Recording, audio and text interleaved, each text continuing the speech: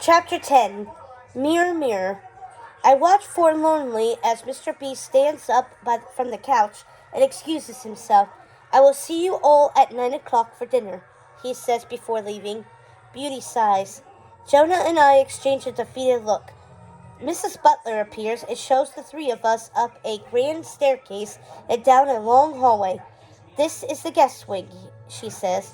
A wing? Jonah exclaims. We get a whole wing? Yes, Jonah, I say, a whole wing. It's not the first time we've gotten a wing in a fairy tale.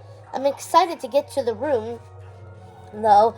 I want to get settled so we can focus on making a plan that involves a list. I like lists.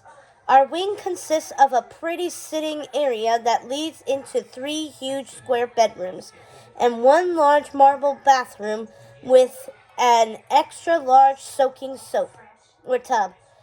Beauty goes into her room and looks out the window. It's very pretty, but we really are in the middle of nowhere. We're even more in the middle of nowhere than my dad's cottage. She yawns. Sorry, I've been up since 5 a.m. How come, I ask. Breakfast shift at Soup Kitchen, she explains. Why don't you take a nap? I ask. A nap? I never have time to nap. After the breakfast shift, I have to go to garbage dump to help with the recycling. You have time now, I say.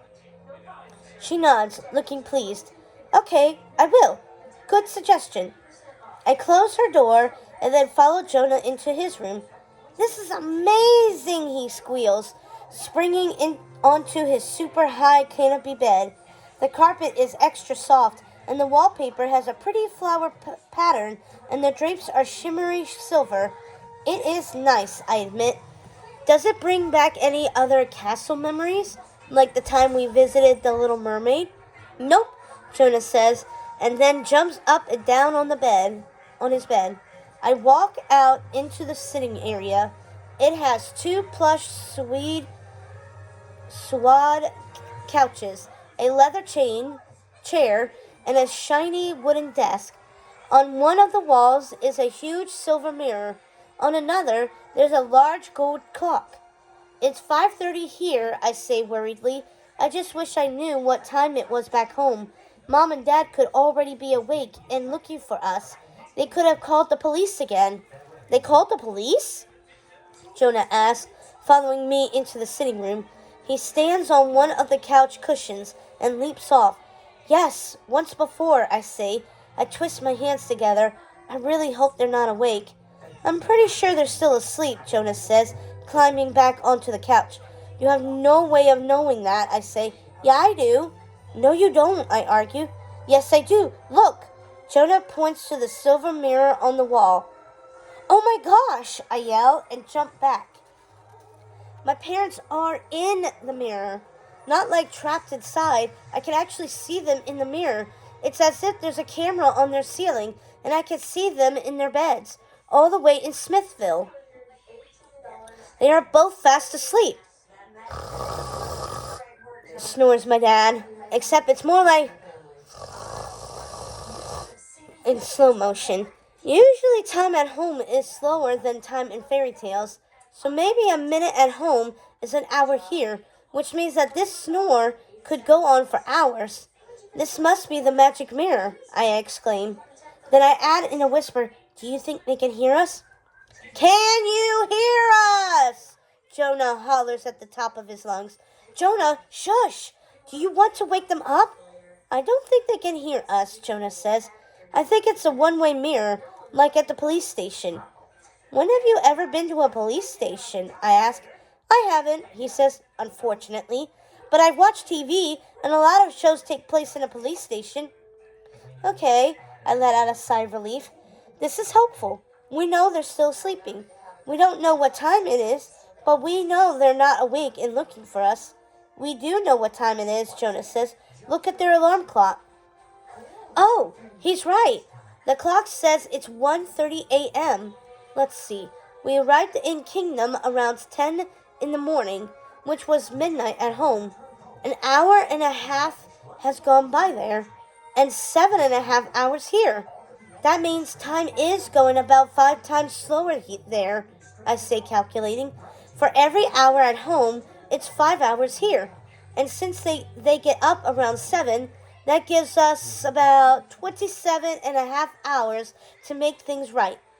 You're really good at math, Jonah says. Thanks, I say. If only I were half as good at painting. That seems like a lot of hours, Jonah adds. Time flies when you're having fun, I say. Also, when you're messing up fairy tales. But we are one step ahead anyway. We know how to get home. Yeah, he scratches his head. How do we get home? I told you, I say. We knock on this mirror, on this magic mirror. Jonah nods. That makes sense. We're not going to end up in their room, are we? I don't think so. We always end up back in the basement, anyway. Anyway, now all we need to figure out is how to get Mr. Beast and Beauty to fall in love, I say, and then we can leave. Or we could just leave now, knock on the mirror, and go, Jonah says. Oh, he's right. We could just go home. But what if Mr. Beast tells Beauty to leave? Or what if she takes off? Then they'll never fall in love and their lives will be ruined. No, I argue. We have to stay and make sure the story happens like it's supposed to. Mom and Dad are sleeping anyway. Good point, says Jonah. So what's our plan? I've been thinking about this. We should have them go on dates. Dates? Jonah frowns. Like grown-ups do? Yeah, I say. Let's make a list of dates for Beauty and Mr. Beast to go on. I spot a paper and pen on the desk. Make myself comfy in the leather chair and write dates for Beauty and Mr. Beast. I tap my pen against the table. What kind of dates do Mom and Dad go on when they go out on Saturday nights? Jonah hangs upside down off the couch. They go to Trattoria for dinner. Right, I say. Okay, we can do that. Beauty and Mr. Beast will have dinner together. A romantic dinner. Tonight. We're having dinner soon anyway. We'll just make it romantic. I write, number 1, romantic dinner. But we're going to be there too, Jonah says, still upside down. Don't they have to be alone for it to be romantic? Yes, I say. Maybe we'll tell them 9 is too late for us to eat, and we need to go to bed. It is really late, and we aren't just kids. But I'm hungry. My stomach rumbles. So am I.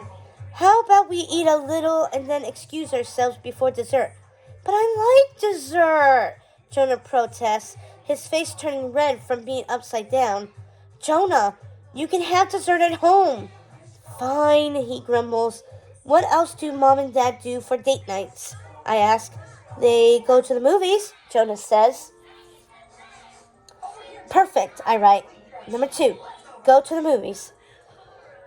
Although, I say, picturing the quaint, old-fashioned town, I don't think there are any movie theaters in the Kingdom of Kingdom. Could they watch something on Netflix? Jonah suggests. He's moved over to the other couch and is now lying upside down off that one. I sputter. Jonah, there's no Netflix here. I scratch out. Number 2, go to the movies. And suddenly have a brilliant idea.